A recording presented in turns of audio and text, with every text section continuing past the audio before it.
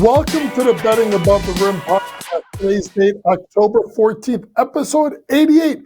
In today's podcast, we get into four topics. First, we recap the Liberty's 80-66 win over the Minnesota Lynx, which ties the series at 1, even though the Liberty has led every minute of this series except for about 3.5 minutes. Second, we go to the NBA with big news today that Lonzo Ball is back. Lonzo Ball, after being out for 2 years for injuries, is supposed to make his return to the Chicago Bulls on Wednesday. We'll talk about Lonzo Ball, how he can help the Bulls, and is this sort of the Bulls' resurgence, or is Lonzo Ball going to come back and hope that Chicago can get him over to a contender as they continue to, I would say, blow up the team and start to rebuild? Next, we go through to the power forwards. I give you my top 5 power forwards in the NBA for this upcoming season. Remember, folks, this is going to be a little bit tricky here because I put them as where I think they are naturally played. So a guy like Kevin Durant, I had him as a small forward. I don't have him as a power forward. So we'll talk about my top 5 power forwards in the NBA today going into this upcoming season. And we'll end today's podcast with previewing the Portland Trail Blazers, the Sacramento Kings, and the San Antonio Spurs. Let's get started with today's podcast in talking about a big 80-66 win by the New York Liberty, covering, I think the spread was at 4.5, if I'm not mistaken, and covering that spread in an 80-66 win over the Minnesota Lynx. And if you look at this game, it really looks at the star power of New York. And I think that is the reason why I like the Liberty before this series started. And they really should be up 2 games to none.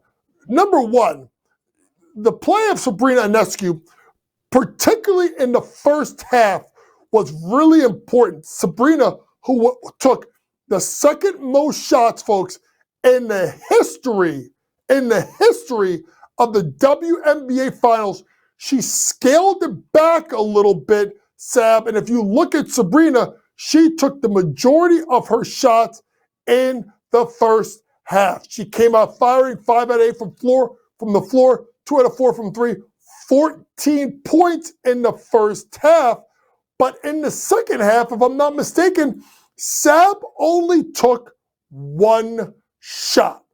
But the key that I saw by her, plus minus a 4, 2 assists, 1 steal. She played the point guard role and distributor role and getting the team set up into offense. So I thought Sabrina's play early on was absolutely fantastic. But when you looked at this game, the play of Breanna Stewart was absolutely phenomenal. What Breanna Stewart did, number one, this is a 6'5" forward. And I want you to understand this. Folks, Stewie has a 7-foot wingspan. And you know where that helped him, folks? On the defensive end of the floor. She literally imploded the offense of the Minnesota Lynx with a WNBA Finals record, 7 steals, on our way to a 21.8 rebound, 7 steal game. She was absolutely fantastic. She also added on 5 assists. So she was, and a block shot. So she was absolutely fantastic in her performance. And what do you expect out of Stewie is she came out aggressive. But what I liked about her, she did not shoot the ball great, but she really took over the game on the defensive end of the floor. And I found that to be quite important. Also, I always talk about how she's a matchup nightmare. Double J, Jonquel Jones, nearly a double-double, 14 points, I do believe 9 rebounds, really controlled, had 3 offensive rebounds. And I think that's one thing that was important about this game for the Liberty was their ability to really get a ton of offensive rebounds. I think the Minnesota Lynx only had, 5 offensive rebounds. And if I'm not mistaken, Breanna and Jonquel Jones combined for 6 by themselves. I think Jonquel got 3, Stewie got 3, Feinrich got 2. Remember, she's about 6'4", I think Narasabali got 2. So they control the tempo of the game, and they use their defense to really be their calling card. One person we have a grab for that needs to get her flowers is Benajelani Hamilton, who, folks, every time you get into the playoffs, you got to get big performances from people you don't expect. Benajelani Hamilton's career high in the playoffs was 10. She had 20 points, 8 out of 14 from the floor, 4 out of 6 from 3. I don't think people understand Benajelani Hamilton is one of the premier 3-and-D players in the WNBA. And this is a player that's been in the league for 8 years. And I don't think people understand the impact that when Stewie and with John Quell and with Sloot, and even when Farbridge came to the team this year, I don't think people understood how good of a player Benajelani Hamilton was or is. If you go back and you look at her career, okay, do you know her first year in New York, she scored 16.8 points per game? Did you know that Benajelani Hamilton, her last season with the Atlanta Dream, she scored 17.2 points per game? It took her a couple of years to figure it out, but she's been a double-digit scorer every year since 2020. And I think people forget about that. And Benajelani Hamilton is a 40% three-point shooter. So she is that 3-and-D guy, or lady, I should say, and doesn't get the credit she deserves. Now, when you look at this series tied 1-1, the Liberty, to me, have owned this series. Game 3 is the pivotal one, right? Because if you look at the fact that the 2 games, I do believe, are the 1 game I know for sure that was played at Minnesota during the year, if I'm not mistaken, Minnesota beat up the Liberty in Minnesota. It was early on in the season, and it was an 84-67 game. I remember watching it because it was a Saturday afternoon. They blew their doors off. I don't think the Liberty play with their food. I think the Liberty are going to close the series. This is not coming back to New York. I think the Liberty win this game outright. I know it's minus 152 on the money line right now. It may move a little bit, but I do like the Liberty to close this out, and I will say this since the next podcast will not air until Monday. When we air this podcast, next podcast on Monday, and remember, folks, we're going to go back to twice a week starting next week. The WNBA season is going to be over because I fully expect the Liberty to win the next 2 games. I think they've proven themselves to be the far superior team. They hit you in so many different ways, and I think at the end of the day, the star power of Ionescu, Stewie, and Jonquel Jones is going to be enough to overtake Napheesa Collier and the Minnesota Lynx. So to me, if you want to take a look at it, obviously you can take the Liberty even, on the money line, and then obviously you're going to be paying a little bit of juice. But to me, if you want to go ahead and just think, do the Liberty go ahead and do they finish out the series, right? And we just say it goes 4 games. Right now, 4 games is minus 114. I don't think this is going back to New York, folks, right? New York Liberty minus 114, 114 for this to go 4 games, or the Liberty to win it 3 games to win at plus 194. I think the Liberty are winning the series in 4. But I could make a case that you could just say, you know what, just go minus 114 because I don't think whoever wins this next game is not losing the next one. I think it's the Liberty. So if you want to go plus 194 with the Liberty to win 3 games to 1, or go ahead and say that the Liberty or the Lynx win it in 4 games at minus 114, I will not blame you. Let's move on to the NBA with big news that we got from Shams a couple hours ago. Lonzo Ball is going to make his season debut with the Chicago Bulls on Wednesday versus Minnesota. And I don't think people understand how big of news this is. I have always been a big Lonzo Ball guy, and I really have believed that Lonzo was getting so much better as a player And I don't think people realize, right, that his last year that he played, remember, he missed 2 seasons. Chicago, folks, were one of the best teams for a while in the NBA during that, I think it was 21-22 season, if I'm not mistaken. And Lonzo Ball was playing great. And he got hurt. And that team never really recovered. Because when Lonzo Ball left, he was, and you're going to be like, really? Like, that's not really great stats. Lonzo Ball, in that year of 21-22, only was scoring at 13 points per game. But what people don't realize is Lonzo Ball had become a much better defender. Lonzo Ball also shot 42% from 3. That was a career high by 4.5%. I don't think people realize how well he was playing and how he was the glue around Levine, around DeRozan, around Vucevic. They never recovered, and they still haven't recovered. Lonzo Ball,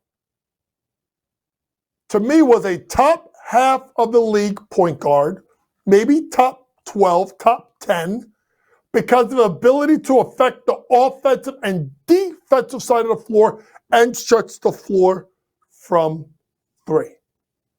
So now what do we do and what do we think about Chicago now that Lonzo's back? Remember, folks, they traded Caruso for Josh Giddey. Kobe White could have been most improved player last year. Where do we go if we're Chicago?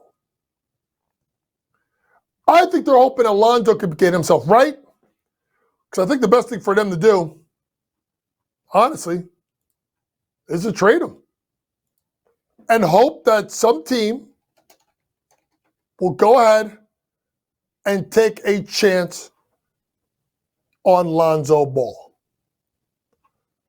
A guy that could step in and really do a lot of things for your team. Now, what we have to figure out is he has, this is, if I'm not mistaken, folks, don't quote me on this, Lonzo Ball is in a walk year. I think this is his last year because he picked up the option. So yes, he's going to be a free agent after this year. This is a chance for Chicago. They hope that he comes back and they move him and get some kind of draft capital. Because I think they want to give the keys to the team to Josh Giddey and hope that they could be a reclamation project for him. I think it's Giddey and it's Kobe White. That leads me to 2 other guys, and we've talked about them in our preview. I fully expect, whenever they can get anybody to take him, Zach LaVine to be moved. Because I think with Zach LaVine, it's going to be interesting. And here's the crazy thing. Zach LaVine, I think, is going to get traded. And since it was announced that Lonzo is coming back, do you know the Bulls' win total has dropped from 28.5 to 27.5? What does that tell you? They're going to play some of these veterans so they could ship them out. The 2025 draft, what do they call it? The capture the flag, right? Everyone wants to try and go get Cooper Flag, and there's other people like Ace Bailey. There's other there's potential superstars in this draft that's going to be much better. I'm telling you this right now. Chicago ain't making no playoffs. They're plus 710. Their odds are going in the wrong direction, and they're getting a starter back. What did I tell you? They're plus 240 make the play-in there. Folks, please don't waste your money thinking Chicago's going to make a run, please. Their win total, like I said, has gone down to 27.5. And it's even money for them to go over. Double down on it. Chicago under 27.5 wins. I know we did the preview. If I'm right, Matt, I think if we go back and people look at the tape, I think we went under 28.5 when it happened. And I'm doubling down with 27.5. They don't get there. We will get to some season previews in a little bit. But before that, let's go to now we got the bigs. Now we got the bigs. Here are my top 5 power forwards for the 24-25 season. Number 5, Julius Randle. That's a picture of him with Nick. Remember, he's a Minnesota Timberwolf. We couldn't get a picture of the Timberwolves because he hasn't played with the Timberwolves yet. Number 4, Paolo Banchero of the Orlando Magic. Number 3, Zion Williamson of the New Orleans Pelicans. Number 2, Pascal Siakam of the Indiana Pacers. And my number 1 power forward, Giannis Antetokounmpo. Now, you're going to say to me, where's AD? I got him as a center. Sorry, AD, you don't like it. Where's Cat? He's a center with the Knicks. That's where he's going there, right? So I want to make sure people understand. Now, the tricky one is I don't have Evan Mobley there. And I love Evan Mobley. I don't think he's top 5. I think he's just outside the top 5. Jason Tatum? Small forward. So this is where it gets a little bit tricky here because I put these guys based on where I think their natural position is. Let's start with number 5 with Julius Randle, who to me is a double-double machine. And I don't think he's going to get the respect of what he did in New York. Julius Randle to New York is what Amari Stoudemire was to New York. He tried to get the Knicks back. And I think it'll be interesting for him how it goes in Minnesota because of the fact that Anthony Edwards needs the ball a lot in his hands. And Rudy Gobert clogs the lane. But you can't mistake how hard he plays. You can't mistake that he will take the shot and he will play every night and he will play hurt. Remember, he played with that shoulder injury for a while before he shut it down for the Knicks. Number 5, power forward, Julius Randle. Number 4, Paolo Banchero. I have seen an elevation in Paolo Banchero's game that I just simply love the dude. I love Paolo and I love this young Orlando team because of the grit and how hard they play. Jamal Mosley's done an incredible job. And what he's done to develop Paolo has been absolutely fantastic, folks. Remember, Paolo Banchero averaged 22.6 points per game, 6.9 rebounds, 5.4 assists. Shot the ball 34% from 3. I need it to be a little bit higher. 45.5%, okay. But because of that young and coming team, and I love them bringing in KCP, I like this Orlando team. They're tough to defend, and that's interesting. They're young, and they're tough, and they defend. So to me, I love what I see there, and he is the leader. My number 4 power forward, Paolo Banchero. Number 3, Zion Williamson. This kid's a freak of nature, and it's kind of like, what Zion are we going to get? We going to get big Zion? We going to get little Zion? But I see Zion, he looking ripped, and he looking right. Last year, 22.9 points per game, 5.8 rebounds, 5 assists. I saw things in Zion at times where I'm like, oh my God. Did you see that 40, 11, and 5 that he gave the Lakers in the play-in? That's what I needed to see. And he will be a monster this year. If he's healthy, he's number 2. But right now, because he's not healthy, all the time. He's number 3. My number 3 power forward going into this season, Zion Williamson. Number 2, may surprise you. It's Pascal Siakam. And I've been a big fan of Pascal because of the way he kind of plays that point forward role. And the way he kind of led that Pacers team. This is a guy that could be a walking double-double. I'll say this, he could at times could be a walking triple-double. Got to remember, Siakam, in the postseason, averaged 21.5, 7.5, and 4 assists on 54% from shooting. He's got to shoot it better from 3. That's going to be his downfall. But that dude, in that series against Boston, gave him 24, 28, 22, 19. He could do it on both ends of the floors with the best defenders in the league. He can run the break. He can dime people up. He can score. He's just got to get his three-point shooting up. My number 2 power forward going into this year, Pascal Siakam. And my number 1 power forward, was it even a debate? Giannis Antetokounmpo. Please come on down to the front of the congregation, as you are the best power forward, and some may say the best player in the NBA. Last year, 30.4 points, 11.5 rebounds, 6.5 assists. Folks, 2nd in scoring, 6th in rebound, 14th in assists, 7th in field goal shooting percentage. All right, so where is Giannis's problem? 27.4% from 3, 65.7% from the line. He must be better. He's got someone in the game that can close games out for him.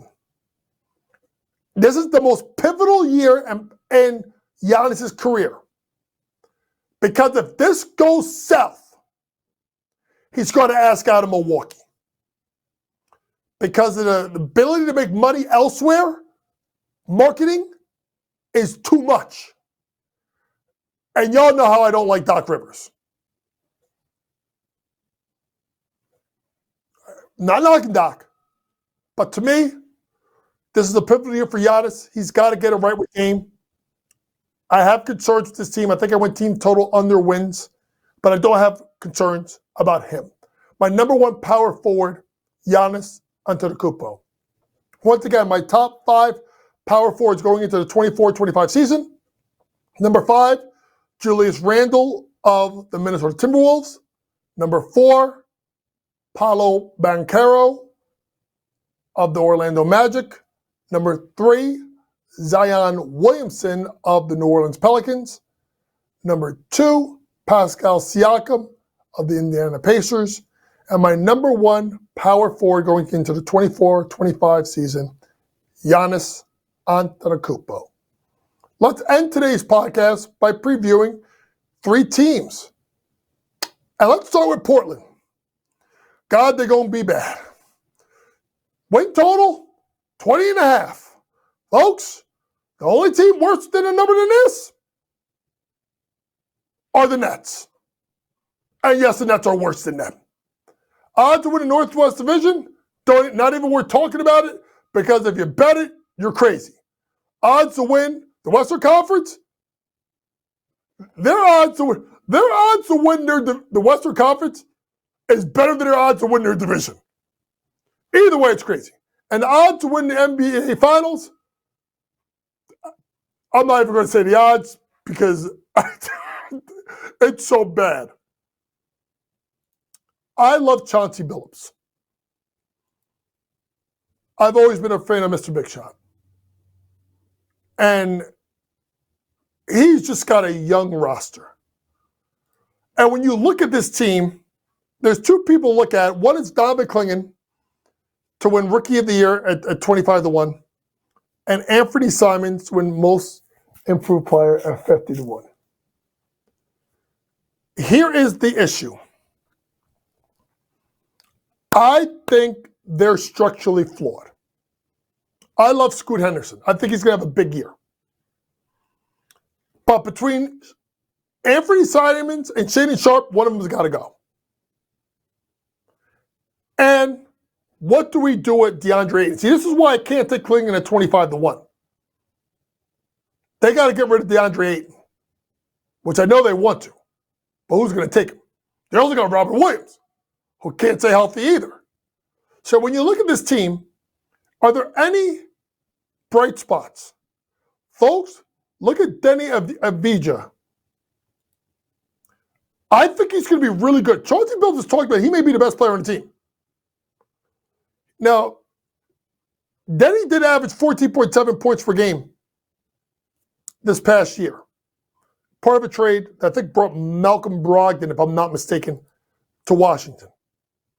14.7 points per game, career high. 7.2 rebounds per game, career high. Only played 30 minutes, 50% from the floor, career high. 37.4% from three, career high. Denny's going to be the sleeper here on this team. I think he's going to have a big year. Start looking at his player props early in the season. Because something tells me they're going to hang them things really, really, really, really low. So I would be looking at that. Obviously, we'll talk about that more when they play open night game they play versus Golden State. How about this? Opening night, the Warriors are only 3.5-point favorites at Portland. Oh, my Lord. Run to the window and take the Warriors. Because the Blazers are going to be terrible. If you want to go under wins. Because I think they're going to be one of those teams that is going to try to capture the flag. Let's move to a team that I'm not going south on. And that's the Sacramento Kings. A.K.A. Light the Beam. And I've been big on this team because I love Mike Brown. See, I'm a coach, folks, and I always believe when you're a head coach and you go back and you become an assistant, you see the game differently. And I think that is what's happened to Mike Brown. He runs that split screen action. Golden State Warriors action. Split screen action, folks, really quickly is you set a screen away from the ball, one person cuts to the basket, one person pops. It's the old Pete Carrill Princeton offense on steroids. And Mike Brown got it from Steve Kerr. So when you look at this team, odds to win the Pacific Division are 2.5-1. That's the tightest division. That is the tightest division in the league. Odds to win the Western Conference 26-1. Odds to make the NBA Finals 55-1. Odds to make the playoffs, folks, is minus 150. So if you're willing to take the juice on, minus 150 is a good bet. Or if you think they're going to be good, but not top 6 good, that 7-10 sweet spot plus 135 for them to make the play-in tournament. So when you think about the play-in tournament, right, and then this is a good way for people to try and bet, all right? I want people to think about this. Their win total, I think, was 45.5. You needed 49 wins to make the playoffs, meaning the top 6 seed. So if you think they're going to get over 46 wins, but you think it's close, why don't you just go plus 135 to make the play-in tournament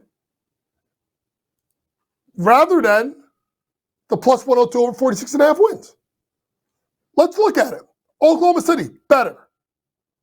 Denver, better. T-Wolves, better. See, this is where it gets tricky, right? I think New Orleans is better. I'm going to take a chance on Phoenix.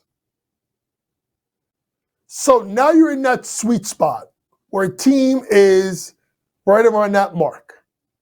So if you want it to be plus money, I would look at them as plus 135 to make the play-in tournament. Or if you don't want to play around, plus 102 to get over 45 and a half wins. And for awards, and really quick, but before, because we have breaking news, and I want to do this before I talk about Malik Monk. Shams just reported that De'Aaron Fox has decided to bypass his max extension of $165 million to go get a larger deal. This is the anti-Jalen Brunson. And what's amazing, and I want people to understand this, the 2024-2025 salary cap is at $140 million. Folks, the salary cap next year is, remember, from 23 to 24, I'm sorry, from 23 to 24 season, it went up $13 million. It only went up $4 million, 24-25. Folks, what starts next year? New TV deal. I would not be shocked. And you may think I'm crazy.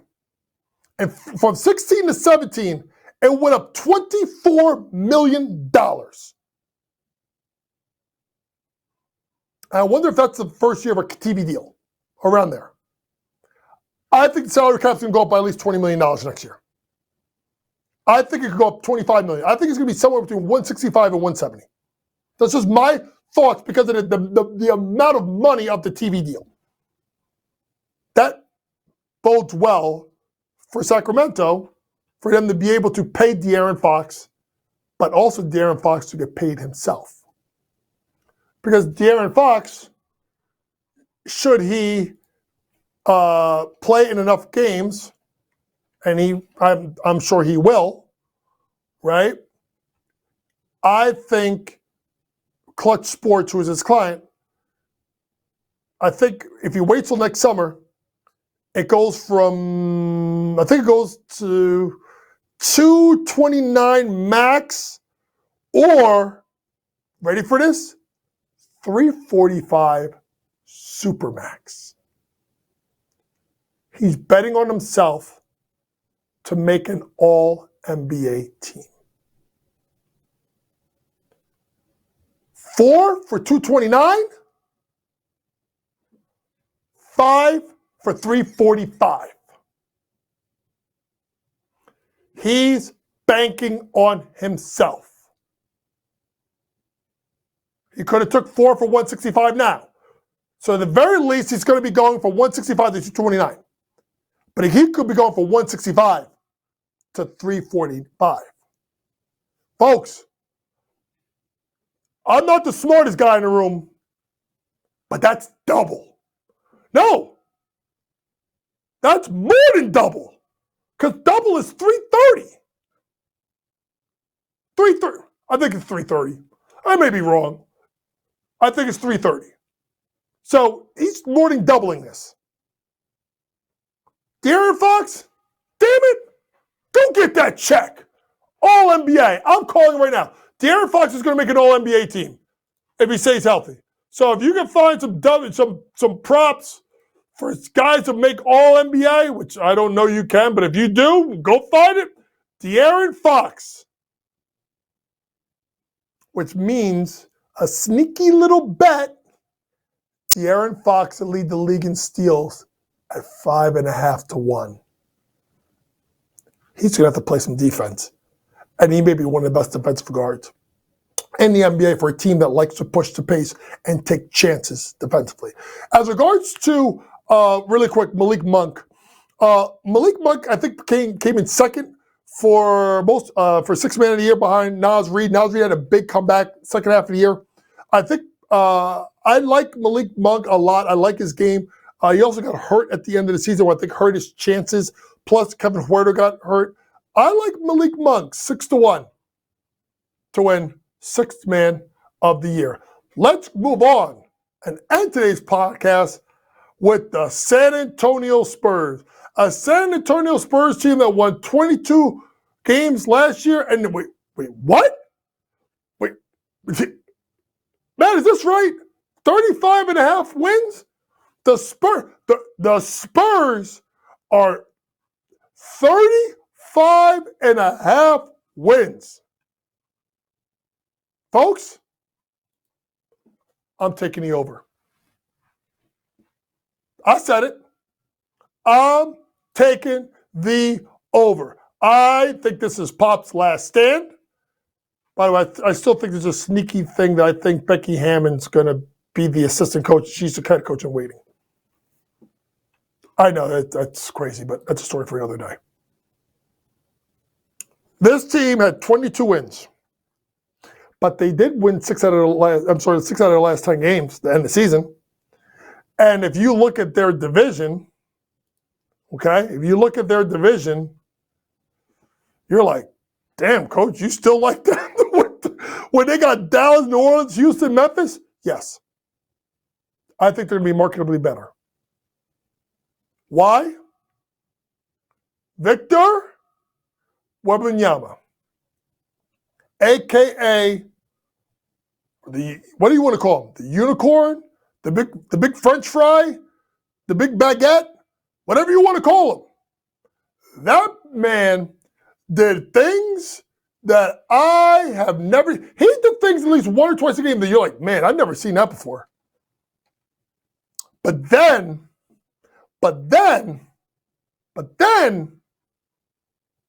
came the Olympics. And I was like, oh, damn. Oh, damn. Like what Wemby did in some of those games in the Olympics? Bro, just look at that. I mean, the first game, he didn't do too much. I think he had 19 and 9, right, in their first game. But there was a game, and I got to remember when it was, when Wemby went like, oh my God. I got to figure out when it was. It wasn't.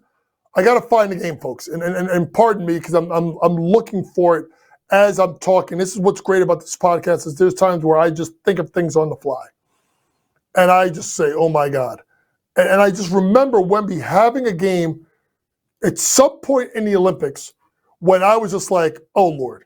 I'm going to say this, folks.